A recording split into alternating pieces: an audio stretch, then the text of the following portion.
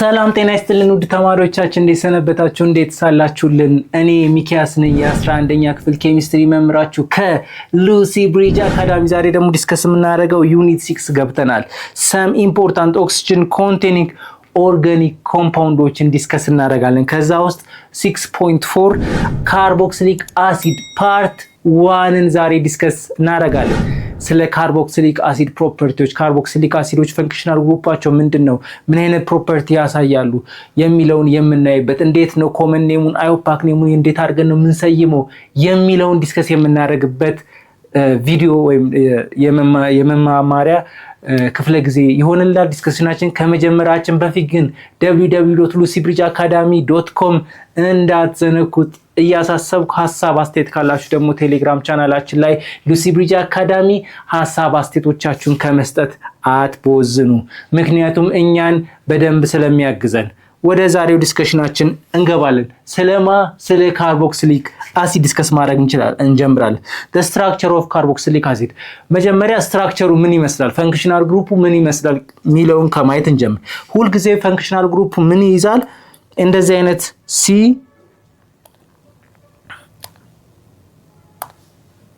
እንደዚህ አይነት ደብል ቦንድ ብሎ እዚች ጋር አሪል ግሩፕ ሊሆን ይችላል ወይም ካርቦን ኮንቴኒንግ ግሩፕ ሊሆን ይችላል እና ምን ይዛል ሁለት ይሄ ፈንክሽናል ግሩፑ የካርቦክሲሊክ ፈንክሽናል ግሩፑ ከሁለት መሰረታዊ ነገሮች የተመሰረተ ነው ከካርቦሊን ግሩፕ which means ይሄ ካርቦሊን ግሩፕ የሚባለው ይሄ ነው አይደለ ካርበን ከኦክሲጅን ጋር በደብል ቦንድ የተያዘው ምን ይባላል ካርቦሊን ግሩፕ ይባላል እሱንና ምን ይዛል ሃይድሮክሲን ግሩፕ እርስ በርስ ሲጣመሩ የሚሰጠን ምንድነው ኮምፓውንድ ነው ምንለው ካርቦክሲሊክ አሲድ የምንለው ማለት ካርቦክሲሊክ አሲድ ኮመን ሪፕሬዘንት የሚደረገው ወይ ፈንክሽናል ግሩፑ COOH ነው እቺኛው O ግን ከካርበን ጋር በደብል ቦንድ ነው የተያዘችው ከዛን OH አለ ወይም ካርቦክሲሊክ ግሩፕ አለ ስለዚህ በዚህ መልኩ ሊገለጽ ይችላል ወይም C ደብል ስለሆነ ኦክሲጅን ሁለት ስለሆነ CO2 H ብናደርግ ሁለቱም የማን መገለጫ ነው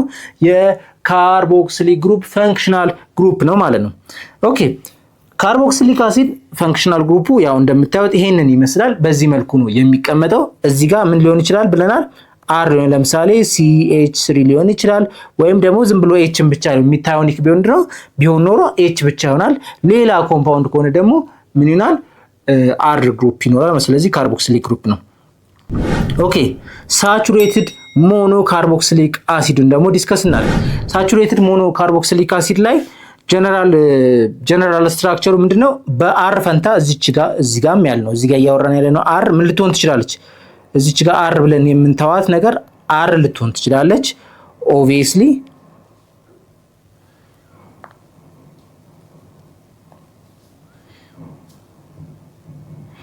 እዚች ጋር ወይ ሃይድሮጅን ልትሆን ትችላለች ወይ አሪል ግሩፕ ልትሆን ትችላለች ማለት ነው አይደለ እቺኛዋ እዚች ጋር አሯ ምን ትሆን አሪን ግሩፕ ልትሆን ትችላለች which is ካርበንን የያዘ ማለት ነው CH3 ለምሳሌ እንደዚህ ሊሆን ይችላል ለምሳሌ እንደዚህ ሊሆን ይችላል CH2 CH3 ሊሆን ይችላል ወይም ደግሞ ሚታዮኒክ ከሆነ ደግሞ ምን ሊሆን ይችላል H ብቻ ሊሆን ይችላል አይደለ H ብቻ ከሆነ ይሄ ሚታዮኒክ ሆነ ማለት ወይም ደግሞ ከሚታዮኒክ ተለቅ ያለ ከሆነ ምን ይይዛል ማለት ነው ካርበንን የያዙ አሪል ግሩፖችን ይይዛል ማለት ነው ኦኬ ስለዚህ እነዚህ ሁለቱ ነገሮች በአር ቦታ ወይ ካርበን የያዘ ወይ ሃይድሮጅን እንደሚይዝ አይምሯችሁንስ ማስቀመጥ የግድ ያስፈልጋል ስለዚህ አር አሊን ግሩፕ ከሆነ ያው ካርበን ይይዛል ማለት ነው ካርበን የያዙ ወይም ካርበን ኮንቴን ያደርጉ ይጨምራል ማለት ነምበር ኦፍ ካርበኑ እየጨመረ ሄደ ማለት በቀላል ቋንቋ ስለዚህ አልፋቤቲክ ካርቦክሲሊክ አሲድ ይባላሉ ክላሲፋይ ሲደረጉ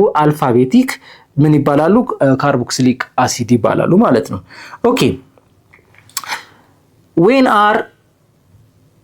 when R is an aryl group እቺኛዋ aryl group ከሆነች aryl group such as phenyl እንደ phenyl aryl group ከሆነ the compound become aromatic carboxylic acid ይባላል ምን ካርቦክሲሊክ አሲድ ምን ይሆናል አሮማቲክ የሆነ ካርቦክሲሊክ አሲድ በአር ፋንታ ማን ሲሆን ማለት ነው አሪል ግሩፕ ወይም ካርበን ኮንቴኒንግ ከሆነ ማለት እንደ ፌኒል ማለት ነው ኦኬ እስኪ እቺን በመሰየም እንጀምር ስንት ካርበን አለው ይሄ ነገር አንድ ካርበን አለው አንድ ካርበን ያለው ድሮ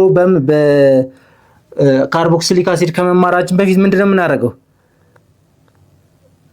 ሚቴን ናት አይደለ? ሚቴን እንልና ምን እንጨምራለን? ይሄ ነገር ካርቦክሲሊክ አሲድ ነው። ካርቦክሲሊክ አሲድ መሆኑ ማሳያ አዮኒክ እንጨምራለን። IOC እንጨምራለን። ከዛ ምን ይሆናል?